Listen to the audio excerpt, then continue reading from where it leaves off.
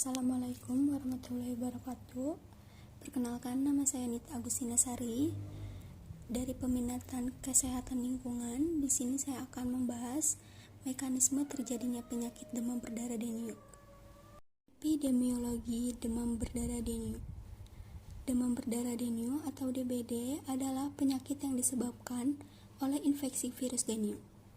Virus ini masuk ke dalam tubuh manusia melalui gigitan nyamuk Aedes aegypti dan Aedes albopictus yang terinfeksi, yang hidup di wilayah tropis atau subtropis.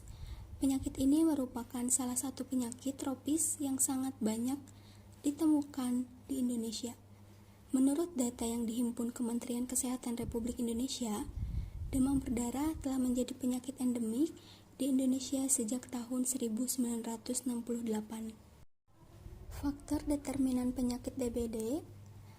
Kejadian luar biasa KLB dengue biasanya terjadi di daerah endemik dan berkaitan dengan datangnya musim hujan, sehingga terjadi peningkatan aktivitas vektor dengue. Lingkungan biologi yang mempengaruhi penularan DBD terutama adalah bagian tanaman hias dan tanaman pekarangan yang mempengaruhi kelembapan dan pencahayaan di dalam rumah, serta adanya kelembapan yang tinggi dan kurangnya pencahayaan rumah merupakan tempat yang disenangi nyamuk untuk hinggap beristirahat. Adapun faktor-faktor yang dapat beresiko atau mempengaruhi terjadinya demam berdarah di antaranya yaitu faktor lingkungan rumah seperti jarak rumah, tata rumah, jenis kontainer, ketinggian, serta iklim. Yang selanjutnya yaitu lingkungan biologi dan lingkungan sosial.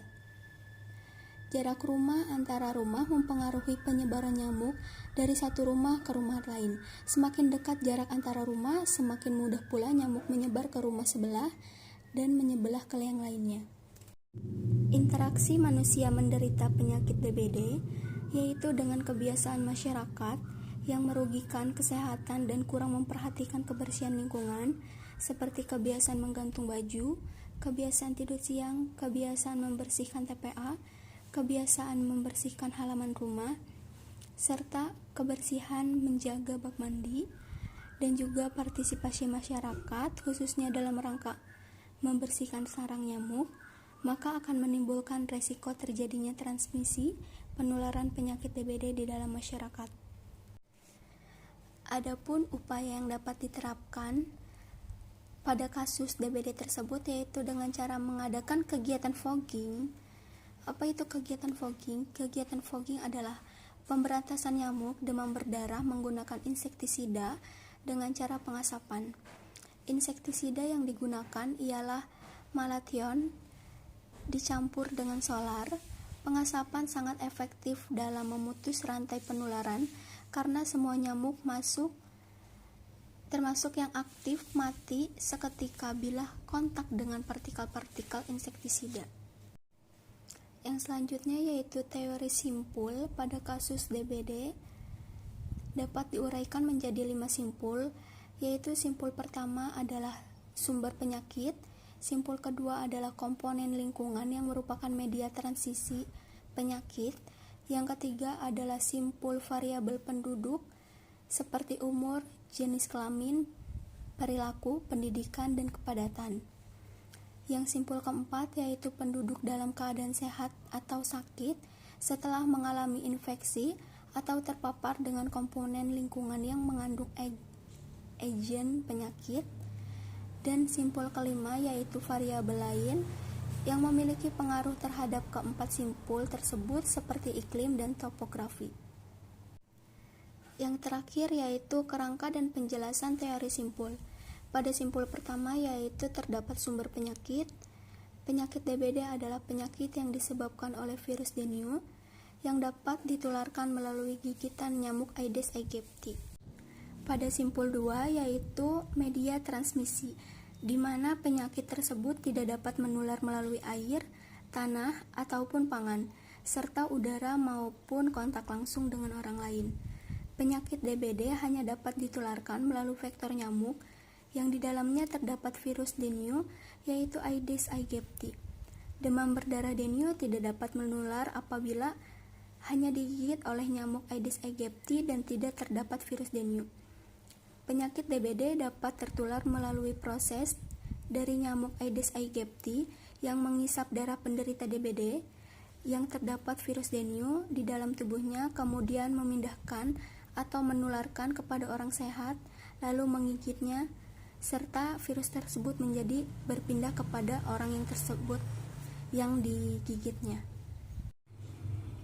Pada simpul ketiga yaitu terdapat perilaku pemajanan, di mana penyakit DBD dapat menularkan kepada semua usia, meskipun sebagian banyak terjadi pada usia anak.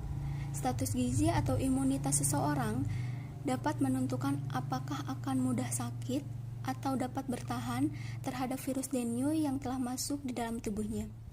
Pada simpul 4 yaitu terdapat kejadian penyakit di mana nyamuk Aedes mengisap darah si penderita DBD yang positif terdapat virus dengue akan menjadi nyamuk infeksi. Kemudian, nyamuk tersebut menggigit orang lain dan memindahkan virus dengue ke dalam tubuhnya.